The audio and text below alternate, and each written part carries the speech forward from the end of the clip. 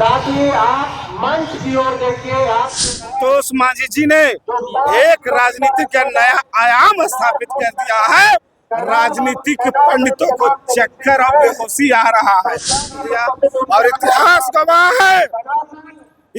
गवाह है जिसने पटना के गांधी मैदान को भरा है, उसने इस बिहार पर अपना शासन किया है, प्रशासन किया है, राज किया है, हिस्सेदारी लिया है। गांधी मैदान जो है आपने भर दिया, मतलब क्या उद्देश्य है, क्या मिलने वाला है जनता को? देखिए, कितने सीटों की मांग है? केंद्र में भी सरकार है उनका, बिहार में भी सरकार है, फिर भी मांझी मूसर के गांव बाई गांव जो है उनके घर को उजाड़ा जा रहा है, उनके तोड़ा जा रहा है। क्या जीतन राम मांझी उस शख्स का नाम है जो सरकार में रहे चाहे सरकार के बाहर रहे, आंखों में आंखें डाल करके छाती से छाती लड़ा करके अपनी बात को कहता है। और गरीब गुरबों का अगर हक हकूक की बात हो, कोई समझौता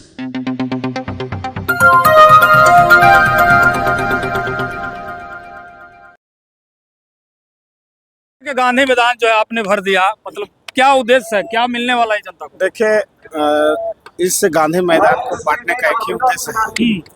हम चाहते हैं और हमारी पार्टी का भी नीति सिद्धांत आचार विचार व्यवहार है, हिंदुस्तानी अवाम मोर्चा का सिर्फ एक ही उद्देश्य यह है कि समाज में सबसे अंतिम पायदान पर रहने वाले लोगों को नेतृत्व का मौका दे करके सामाजिक, राजनीतिक और आर्थिक रूप से उसको सशक्त करना, मजबूत करना, ताकतवर बनाना, ताकि आज तक आजादी के 78 साल बीत जाने के बाद भी जीवन के जो मूलभूत सुविधा है, रोटी, कपड़ा और मकान, उससे भी जो जूझ रहा है, कम से कम उसका हक मिल सके।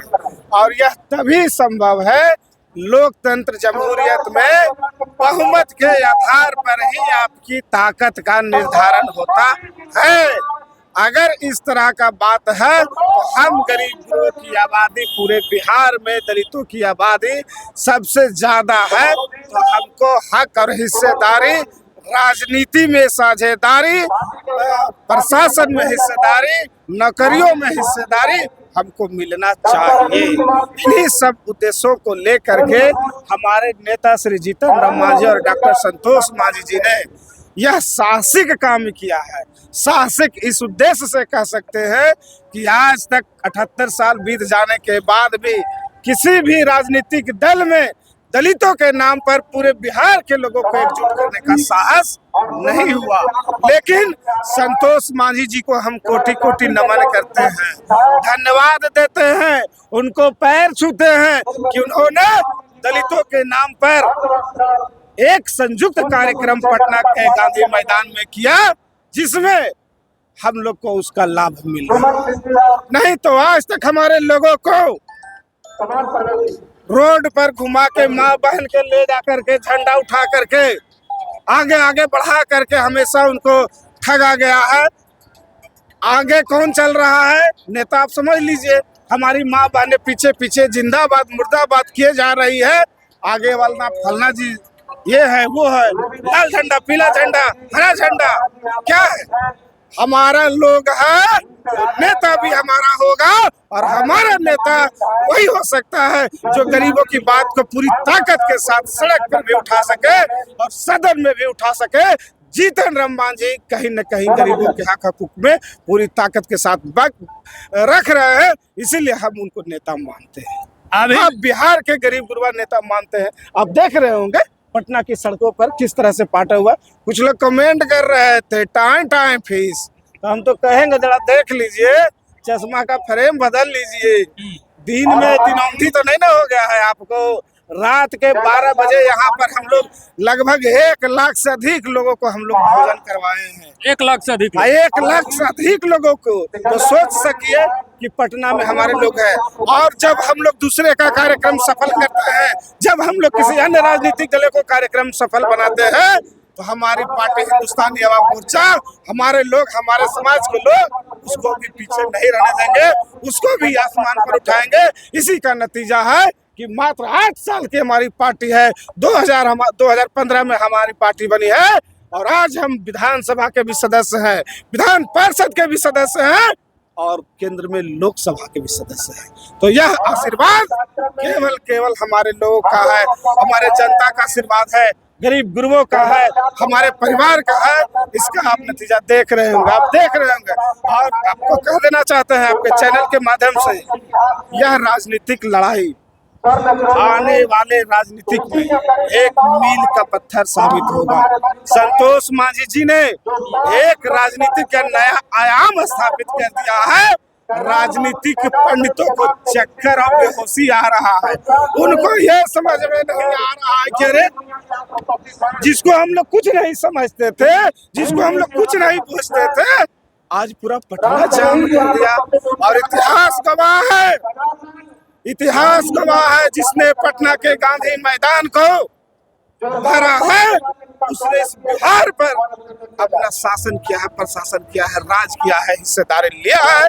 हमने लालू यादव जी को बनाया, हमने कई सरकारों को बनाया, लेकिन हमको क्या मिला? तो हम लोग भी चाहते हैं कि राजनीति के मुख्य धारा में हमको भी समान साझेदारी और समान हिस्सेदारी और आर्थिक रूप से हमारे लोगों को भी सशक्त होने का मौका मिलना चाहिए। इन्हीं उद्देश्यों को लेकर के हम लोग पूरे बिहार के गरीब गुरुओं को, दलित भाइयों को हम लोग बुलाने का काम किए हैं। इसका नतीजा आप देख रहे हैं, लोगों का अपार समर्थन हमारे पार्टी को मिला। कितने सीटों की मांग है? इस तरह का जो आप लोग सवाल कर रहे हैं, तो हम कह देना चाहते हैं आप साथी, आपको मीडिया से, हम एनडीए का पार्ट है। एनडीए में हमारे नेता आदरणीय प्रधानमंत्री नरेंद्र मोदी जी हैं।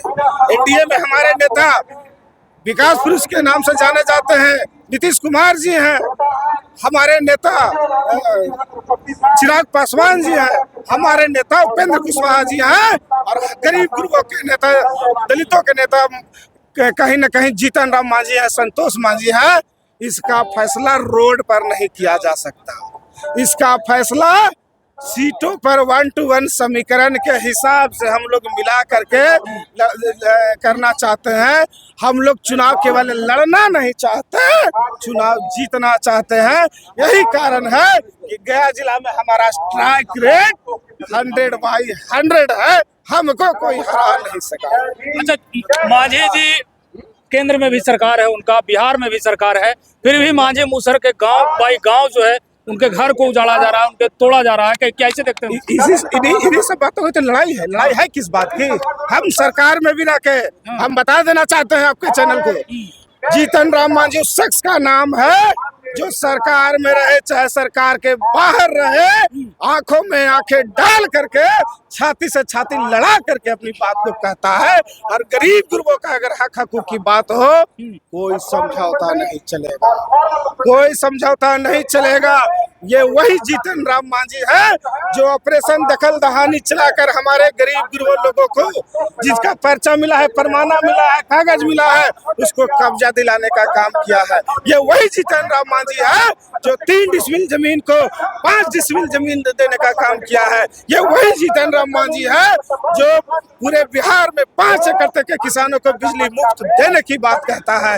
ये वही जीतन राम मांझी जी की पार्टी हिंदुस्तानी अवाम मोर्चा है जो पुलिस प्रशासन के पदाधिकारियों को जो विषम परिस्थिति में काम करते हैं उनको 12 महीने की जगह 13 महीने का वेतन देने का काम किया है।